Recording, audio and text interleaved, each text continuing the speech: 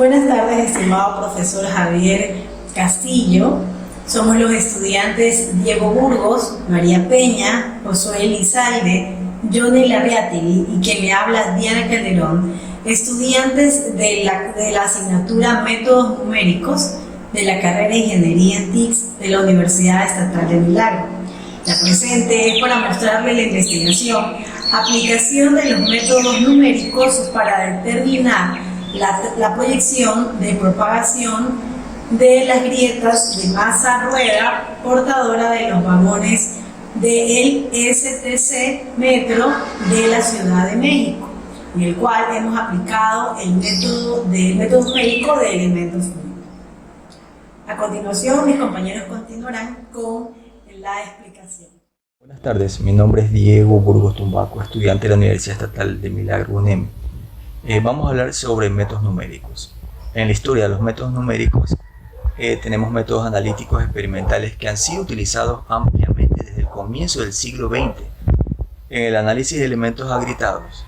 Sin embargo, los métodos numéricos han incrementado su importancia y aplicación en los últimos 50 años, con el desarrollo de nuevos y mejores sistemas de cómputo.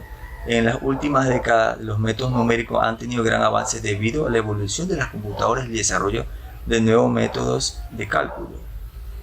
Los métodos numéricos ofrecen ventajas con respecto a los métodos experimentales. Por ejemplo, el ahorro del tiempo de realización de pruebas, las condiciones operaciones materiales geométricas empleadas en los análisis pueden ser modificadas fácilmente.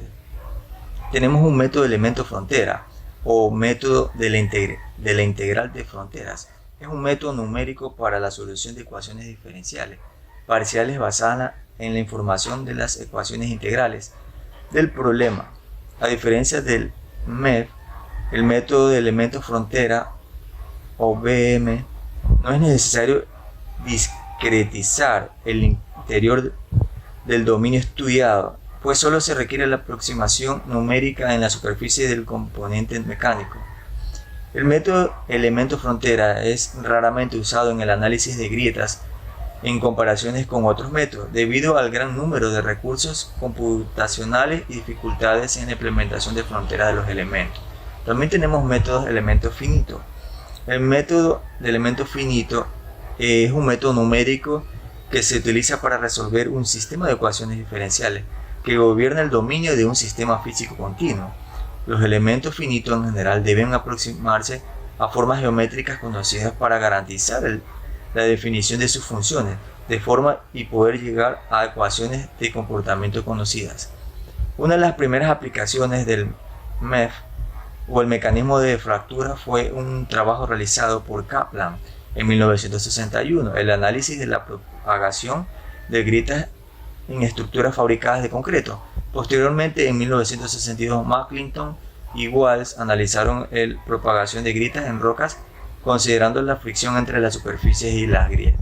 Muchas gracias. A continuación voy a hablar acerca de la conclusión del tema aplicación de los métodos numéricos para determinar la dirección de propagación de las grietas en la masa rueda portadora de los vagones del STC Metro de la Ciudad de México utilizando el método de elemento finito. En la conclusión general, aparte de mi compañero Diego, que muestra, y también mi compañera Diana, ¿qué nos quiere decir en esta conclusión? Nos deriva directamente en la dirección de propagación de las grietas obtenidas numéricamente en la probeta, que muestra el porcentaje de diferencias promedio de hasta el 10% en comparación con el análisis experimental. Se desarrolló una metodología y algoritmo numérico por el análisis del factor de intensidad de esfuerzos y de la dirección propagación de las grietas en función de la longitud de las grietas y del número de veces de aplicación de las cargas.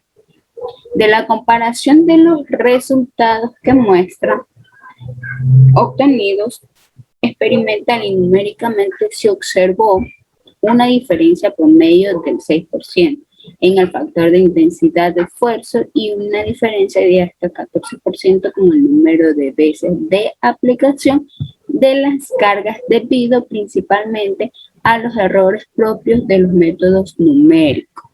Eso que quiere decir que nos están explicando el resultado. Y eso es todo de mi parte. Gracias antemano a todos ustedes, profesor. Eso es lo que puede ser de nuestro grupo.